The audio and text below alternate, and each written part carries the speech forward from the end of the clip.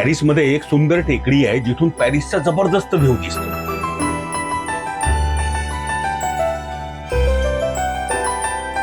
म्हणजे पर्वतीहून जसं आपल्याला पुणे दिसतं किंवा अजिंक्यतारा किल्ल्यावरनं जसं सातारा शहर निहाळता येतं, तसं या टेकडीवरून संपूर्ण पॅरिसचा 360 डिग्री व्ह्यू आपल्याला दिसतो.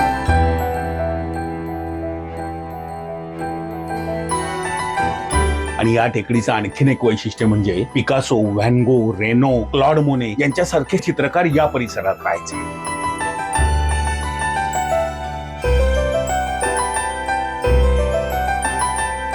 आज मी जाणार आहे पॅरिस मधली ही सगळ्यात रोमॅन्टिक आणि आर्टिस्टिक जागा बघायला, मोमार्थ हिल बघायला.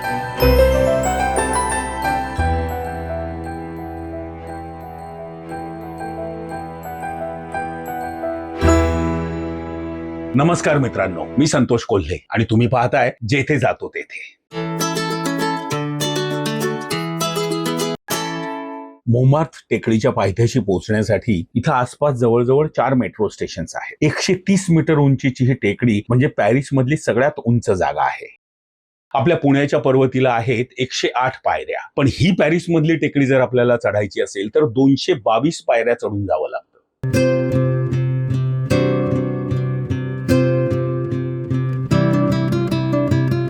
पण काळजी करू नका, टेकडीवर चढण्यासाठी आणखीन एक व्यवस्था आहे, ती म्हणजे मोमार्थ फनिक्युले.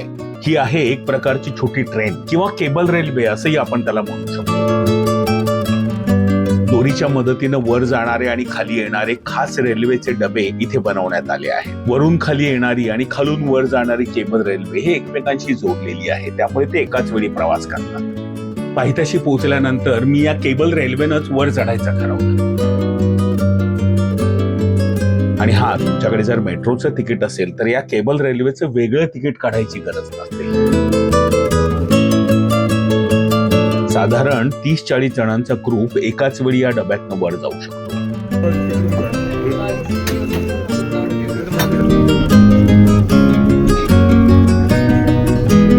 अगदी काही सेकंदातच आजूबाजूचा सुंदर नजारा बघत आपण न थकता टेकडीवर येऊन पोहोचतो.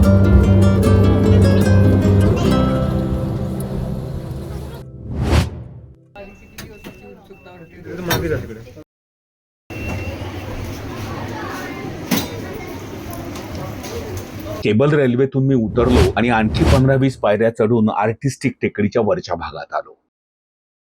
समोरच असलेल्या अर्धवर्तुळाकार इमारतीच्या कलात्मकरित्या बांधलेल्या भिंतीनं माझं स्वागत केलं. पॅरिस म्हटलं की सगळ्यांना आयफेल टॉवर आठवतं, परंतु पॅरिसचा खरा आर्टिस्टिक अनुभव जर तुम्हाला घ्यायचा असेल ना, तर या टेकडीवर यायलाच पाहिजे. याचा अनुभव मला टेकडीवर पाय ठेवला आणि लगेचच आला. लाईव्ह कॉन्सर्ट मध्ये एखादा गायक गात असावा ना, तसे स्वर कानावर पडले.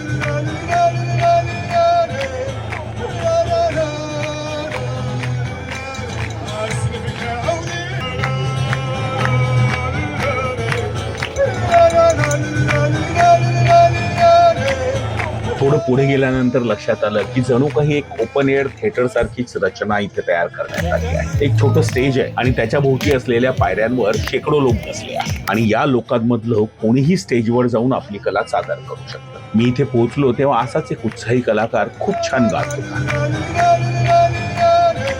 भाषा कळत नव्हती, पण त्याचा सूर आणि ताल इतका इंटरेस्टिंग होता की सगळे प्रेक्षक त्याला दाद देत होते. इथे कोणीही जाऊन गाऊ शकतो, वयाच्या मर्यादा नाही. ज्यांना कोणाला कला सादर करायची आहे तो क्रमाक्रमाने जाऊन गाऊ शकतो. उत्स्फूर्तपणे जमलेलं पब्लिक प्रेक्षक होतं, त्या कलाकाराला मनापासून दाद देत.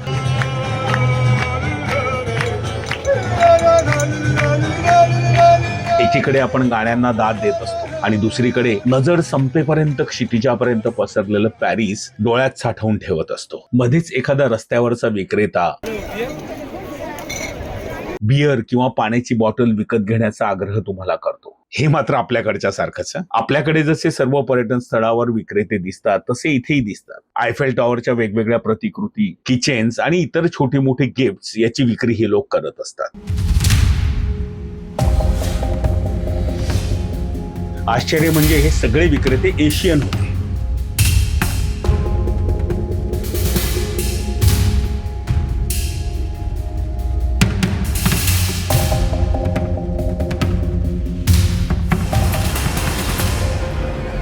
हा संपूर्ण टेकडीचा परिसर म्हणजे प्रेमी युगलांसाठी एक रोमॅन्टिक प्लेस आहे.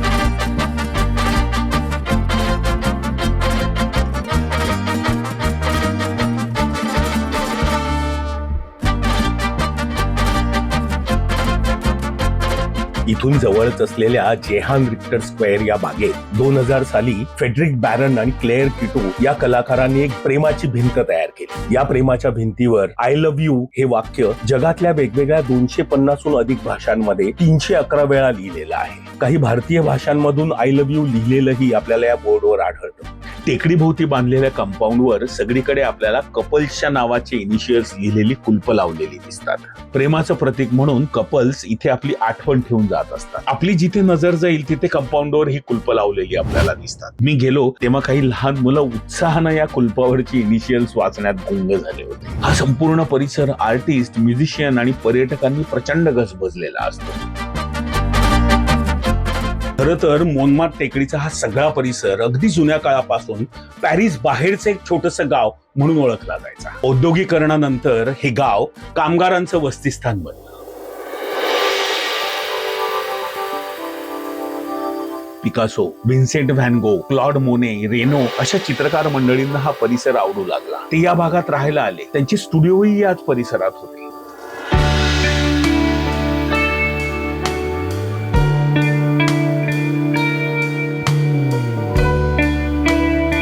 मोमार्तनं कलेला आणि कलाकारांना आश्रय दिला.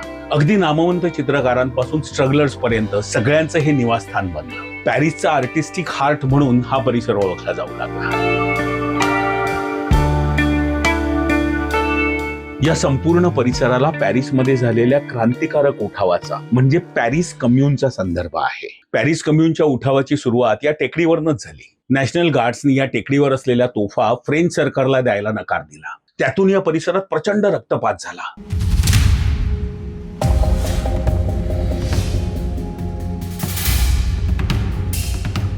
18 मार्च 1871 रोजी इथल्या रहिवाशांनीही फ्रेंच सैन्याला आव्हान दिलं होतं. त्याचं रूपांतर उठावात झालं आणि मग नंतर क्रांतीत झालं. पॅरिसमध्ये पॅरिस कम्यून स्थापन झालं. हे सरकार खरं तर फक्त 72 दिवस टिकलं.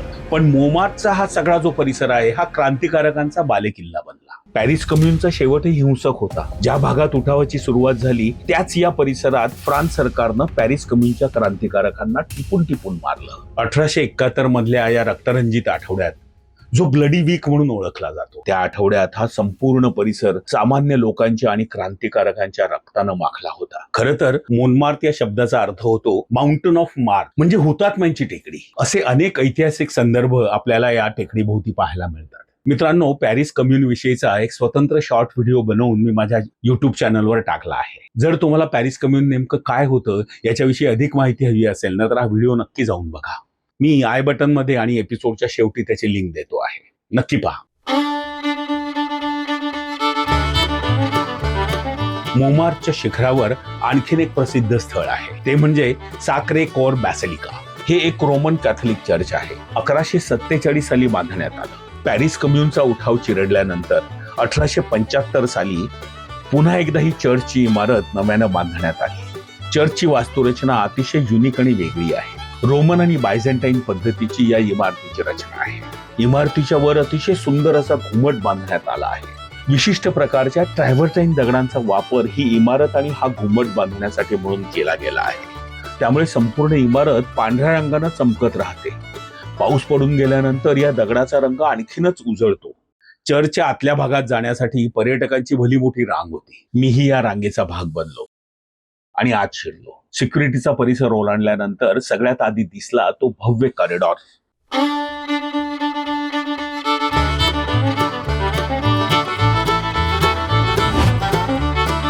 इथले उंच खांब, कमानी, घुमट आणि त्यावर काढलेली नक्षी हे आपलं लक्ष वेधून घेते.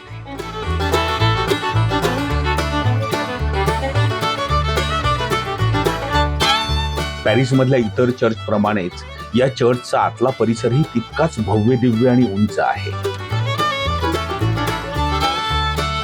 मध्यभागी असलेला हा भव्य घुमट जेव्हा आपण बघतो ना तेव्हा तो आपल्याला खिळवून ठेवतो. या सभागृहाच्या मध्यभागी येशू ख्रिस्ताची प्रतिमा आहे.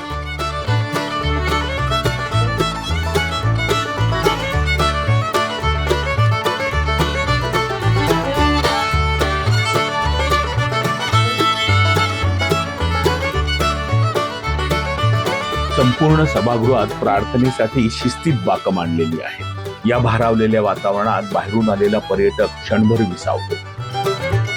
काही जण मेणबत्ती लावून नतमस्तक होतात. सभागृहाच्या दुसऱ्या बाजूला व्हर्जिन मेरीचा पुतळाही आपल्याला दिसतो.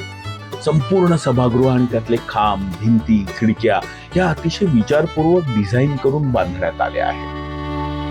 या चर्चमध्ये आणि संपूर्ण टेकडीच्या परिसरामध्ये अनेक चित्रपटांचं चित्रीकरण झालंय. काही म्युझिक व्हिडिओजही या परिसरात शूट झाले आहेत. इतकंच नाही तर काही फॅशन शोजही इथे झालेले आहेत. एमिली इन पॅरिस नावाची वेबसिरीज आठवते का तुम्हाला? त्या वेबसिरीज मध्येही हा परिसर आपल्याला सतत दिसत राहतो.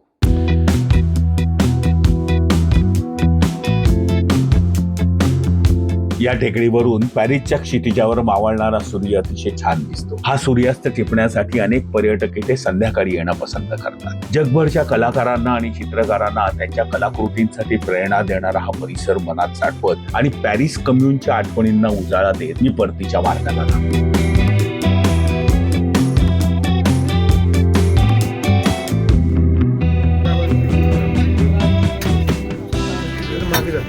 मोंमार्थ टेकडीच्या पायथ्याशी पोहोचण्यासाठी इथं आसपास जवळजवळ 4 मेट्रो स्टेशन्स आहेत. प्लास द किशी, बार्बेस होशोश्वा, टीगल, साटवान या 4 पैकी कुठल्याही मेट्रो स्टेशनला जर तुम्ही उतरलात तर अगदी हाकेच्या अंतरावर मोंमार्थ टेकडी आहे. मित्रांनो, कशी वाटली तुम्हाला ही पॅरिस मधली आर्टिस्टिक टेकडी? आवडली ना? मग लाईक नक्की करा आणि कमेंट करून तुमचं मत माझ्यापर्यंत नक्की पोहोचवा. पॅरिस विषयीचे आणखीन काही एपिसोड मी माझ्या युट्यूब चॅनलवर अपलोड केलेले आहेत. ते एपिसोडही तुम्ही नक्की जाऊन बघा. आणि सगळ्यात महत्त्वाची गोष्ट म्हणजे माझ्या चॅनलला सबस्क्राईब करा, म्हणजे जेथे जातो तेथे मध्ये यापुढे मी जे एपिसोड अपलोड करेल त्याची नोटिफिकेशन्स तुम्हाला येत राहतील. पाहत राहा जेथे जातो तेथे. थँक्यू.